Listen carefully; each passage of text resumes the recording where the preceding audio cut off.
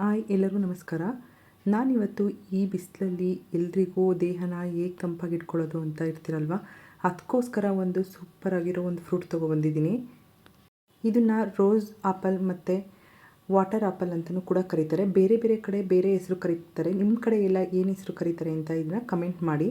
ಬನ್ನಿ ಇದನ್ನು ಜ್ಯೂಸ್ ಹೇಗೆ ಮಾಡೋದು ಅಂತ ನೋಡೋಣ. ಫಸ್ಟು ರೋಸ್ ಆಪಲ್ನ ನೀಟಾಗಿ ನೀರಲ್ಲಿ ತೊಳ್ಕೊಬೇಕು. ನಾನಿವತ್ತು ಇದನ್ನು ರೋಸ್ ಕಲರ್ ತೊಗೊಬಂದಿದ್ದೀನಿ. ಇದರಲ್ಲಿ ತುಂಬ ಕಲರ್ ವೆರೈಟಿಗಳು ಕೂಡ ಸಿಗುತ್ತೆ. ಗ್ರೀನ್ ಆಪಲ್ಲು ಕೂಡ ಸಿಗುತ್ತೆ.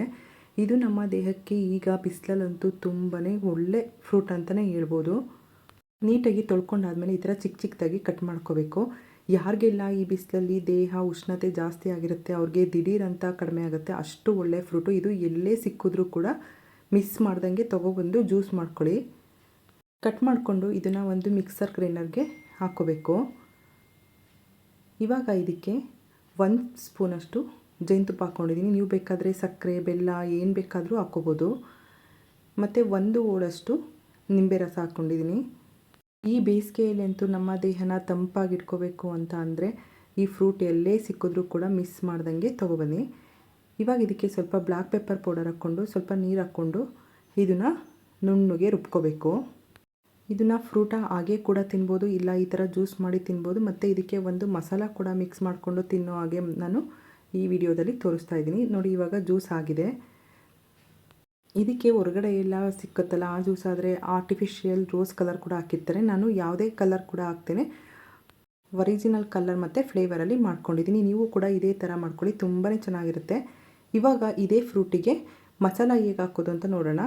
ಈ ಥರ ಕೂಡ ತಿನ್ಬೋದು ಮತ್ತು ಹಾಗೆ ಕೂಡ ತಿನ್ಬೋದು. ಹಾಗೆ ಕೂಡ ತಿನ್ನೋಕ್ಕೆ ಕಷ್ಟ ಆಯಿತು ಅಂದರೆ ಈ ಥರ ಮಸಾಲ ಯೂಸ್ ಮಾಡಿಕೊಂಡು ಕೂಡ ನೀವು ತಿನ್ಬೋದು. ನೋಡಿ, ಈ ಥರ ಎಡ್ಜಸ್ ಎಲ್ಲ ಸ್ವಲ್ಪ ಕಟ್ ಮಾಡಿಕೊಂಡು ತುದಿಯಲ್ಲಿ ಈ ಥರ ಉದ್ದುದ್ದಕ್ಕೆ ಕಟ್ ಮಾಡ್ಕೋಬೇಕು. ನೀವು ಕೂಡ ಯಾರ್ಯಾರೆಲ್ಲ ಈ ಹಣ್ಣು ತಿಂದಿದ್ದೀರಾ ನಿಮ್ಮ ಅಭಿಪ್ರಾಯನ ಕಮೆಂಟ್ ಮಾಡಿ.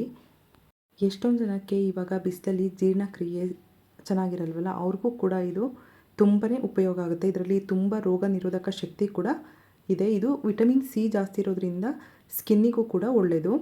ಇವಾಗ ಇದನ್ನು ಕಟ್ ಮಾಡ್ಕೊಂಡಾದಮೇಲೆ ಇದಕ್ಕೆ 1 ಸ್ಪೂನಷ್ಟು ಜೀರಾ ಪೌಡರು, ಅರ್ಧ ಸ್ಪೂನು ರೆಡ್ ಚಿಲ್ಲಿ ಪೌಡರು ಮತ್ತು ಇದಕ್ಕೆ ಸ್ವಲ್ಪ ಚಾಟ್ ಮಸಾಲ, ರುಚಿಗೆ ಎಷ್ಟು ಬೇಕಾಗುತ್ತೆ ನೋಡಿಕೊಂಡು ಅಷ್ಟು ಉಪ್ಪು ಹಾಕ್ಕೋಬೇಕು. ಇದು ಶುಗರ್ ಇರೋರಿಗೂ ಕೂಡ ತುಂಬಾ ಉಪಯೋಗ ಆಗುತ್ತೆ. ಮತ್ತು ಇದಕ್ಕೆ ಸ್ವಲ್ಪ ಚಾಟ್ ಮಸಾಲ ಹಾಕ್ಕೊಂಡು ಇದನ್ನು ಕ್ಲೋಸ್ ಮಾಡಿಕೊಂಡು ನೀಟಾಗಿ ಮಿಕ್ಸ್ ಮಾಡ್ಕೋಬೇಕು. ಈ ಥರ ಕ್ಲೋಸ್ ಮಾಡ್ಕೊಂಡು ಮಿಕ್ಸ್ ಮಾಡಿದ್ರೆ ನೀಟಾಗಿ ಎಲ್ಲದಕ್ಕೂ ಮಸಾಲ ಹೊಂದ್ಕೊಂಡಿರುತ್ತೆ. ಈ ಹಣ್ಣು ದೇಹಕ್ಕೆ ತಂಪು ಅಲ್ಲದೆ ಬಾಡಿಗೆ ತುಂಬಾ ಒಳ್ಳೆಯದು.